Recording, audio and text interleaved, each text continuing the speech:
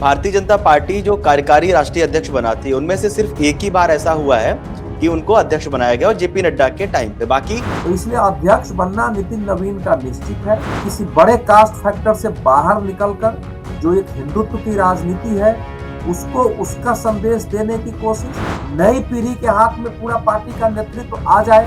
अब देश सर, अगर हम जातिगत समीकरण की बात करें, राजनीति की बात करते हैं तो कई सारे समीकरण देखे जाते हैं, कई सारे समीकरणों पे चर्चा होती है।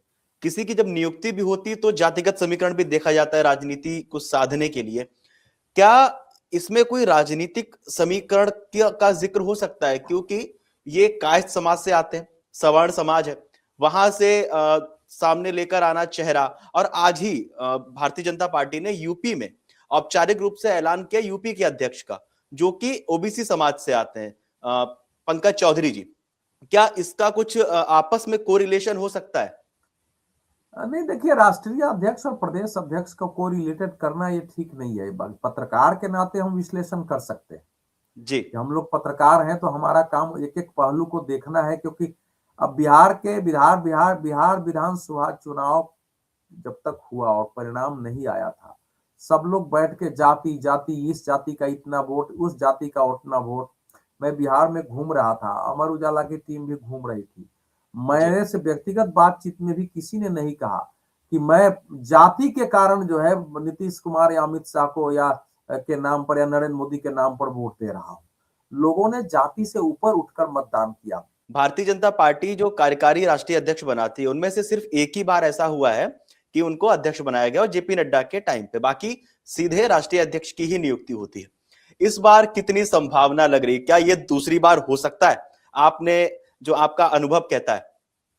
नहीं, ये तो निश्चित है। इसमें हो क्या सकता है? इस समय किसी को कार्यकारी अध्यक्ष बनाएंगे और 1 महीना के बाद उसको हटा, ऐसा थोड़ी होता है।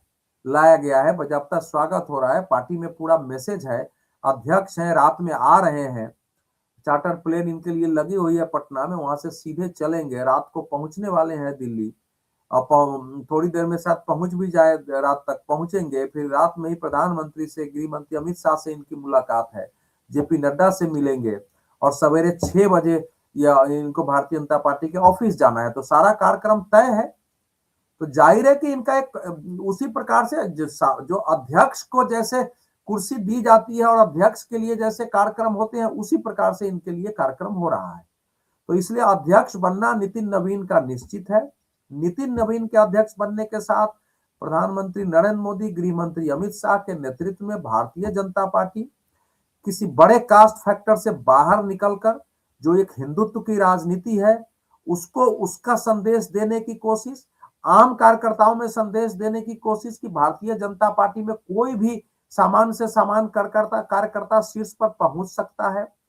अन्य दलों के लिए और पार्टी के लिए पीढ़ीगत परिवर्तन, धीरे धीरे पीढ़ीगत परिवर्तन की दिशा में बड़ा कदम कि शीर्ष केंद्रीय नेतृत्व में उम्र दराज लोगों के सक्रिय रहते हुए नई पीढ़ी के हाथ में पूरा पार्टी का नेतृत्व आ जाए, ये है। और चुनौतियों के लिए निपट जाए और फिर घोषणा हो गई है और आगे घोषणा हो जाएगी। मुझे लगता है जब 14 जनवरी यानी मकर संक्रांति के बाद किसी भी दिन राष्ट्रीय परिषद की बैठक बुलाई जाएगी जिसमें अनुमोदन हो जाएगा।